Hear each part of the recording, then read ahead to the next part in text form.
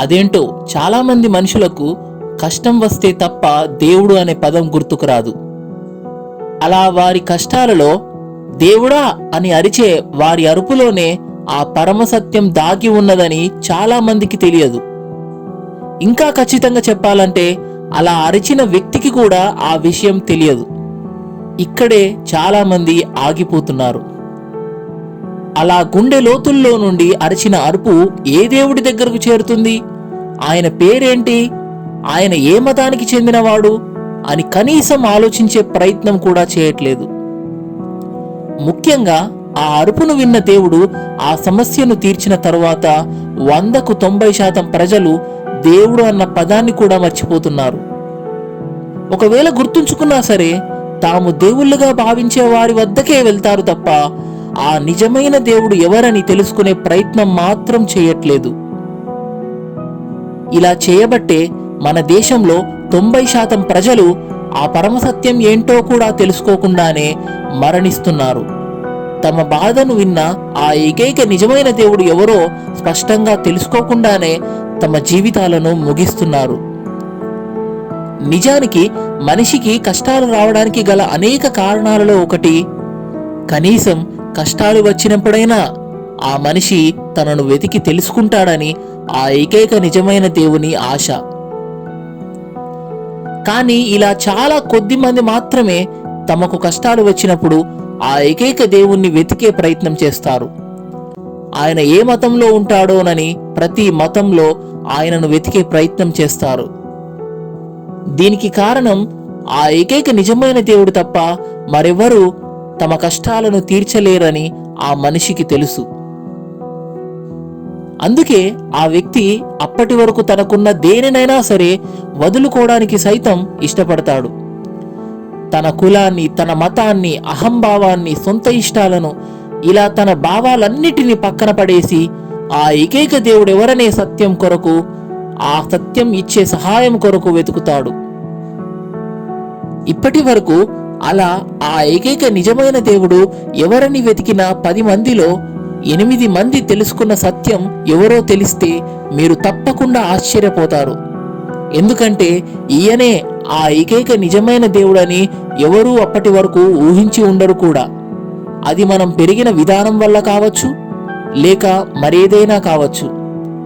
ఇంత ఖచ్చితంగా ఈ విషయాన్ని చెప్పడానికి గల కారణం ఏంటంటే అలా వెతికిన వాళ్ళల్లో నేను ఒకడినే.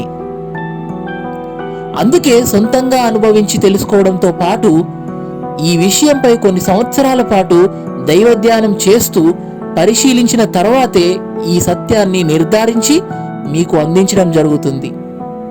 ఇలా నేనొక్కడినే కాదు, నాలా తెలుసుకున్న వారందరూ ఇదే మాట చెప్పడం వల్ల ఈ మాటకు మరింత బలం చేకూరిందనే చెప్పాలి. అలా తెలుసుకున్న ఆ పరమసత్యం, ఆ ఏకైక నిజమైన దేవుడు ఎవరో కాదు, త్రియేక దేవుడైన యేసుక్రీస్తు దేవుడే.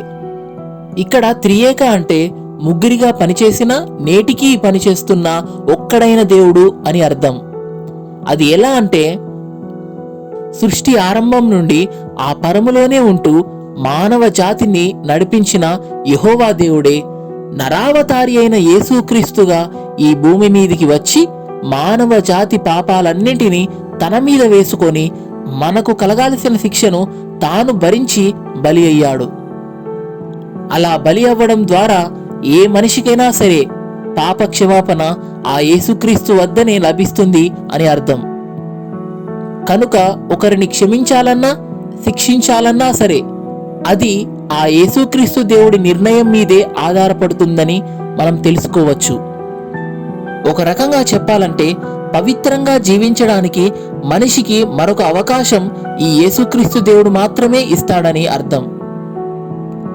ఇక అలా మన కొరకు ప్రాణం పెట్టిన తర్వాత 3 దినాల తర్వాత తిరిగి బ్రతికి 40 దినాలు తన ప్రజలతో జీవించి తిరిగి ఆ పరమునకు ఆరోహణమయ్యాడు. అలా తన చట్టాన్ని తాను మీరకుండా తప్పు చేసిన వానికి శిక్ష తప్పదన్న నియమాన్ని నెరవేరుస్తూ ఆ ఏకైక దేవుడైన యెహోవా దేవుడే యేసుక్రీస్తు అనే మనిషిగా వచ్చి ఆ శిక్షను మన కొరకు భరించాడు. అలా ఆ పరమునకు వెళ్ళిన తరువాత ఆయనే నిజమైన దేవుడని ఎందరైతే తెలుసుకొని విశ్వసిస్తారో వారందరిలోకి ఒక ఆత్మగా పరిశుద్ధాత్మ దేవుడిగా వచ్చి నివసిస్తాడు.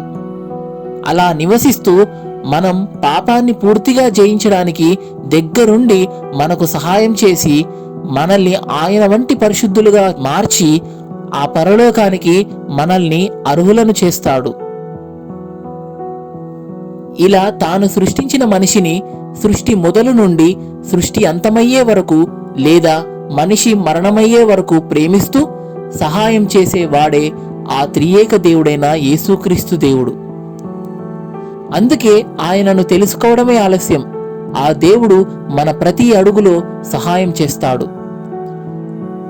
ఇది మాటలలో కంటే సొంతంగా అనుభవించడం ద్వారానే ఎక్కువగా తెలుసుకుంటారని చెప్పగలను.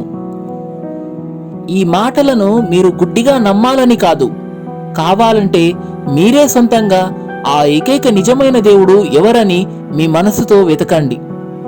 ఆ ఏకైక దేవుణ్ణే తన గురించి మీకు తెలిపి సహాయం చేయమని బదులు వచ్చేదాకా బ్రతిమాలుకోండి. ఎందరికో స్పందించి సహాయం చేసిన దేవుడే మీకు కూడా తన గురించి చెప్పి సహాయం చేస్తాడు. ఇలా ఎందుకు చెప్తున్నానంటే, ఆయనను మనం తెలుసుకుంటేనే మనం చనిపోయాక మన ఆత్మకు ఆ పరలోకానికి వెళ్ళే అర్హత లభిస్తుంది. ఎందుకంటే అక్కడికి వెళ్ళడం అంత సులువు కాదు. ఇది తెలియకనే 100% ప్రజలు తమ పాపాలతోనే మరణించి ఆ నిత్య నరకానికి వెళ్తున్నారు. మీరు నమ్మినా నమ్మకపోయినా సరే ఇదే సత్యం. ధన్యవాదాలు.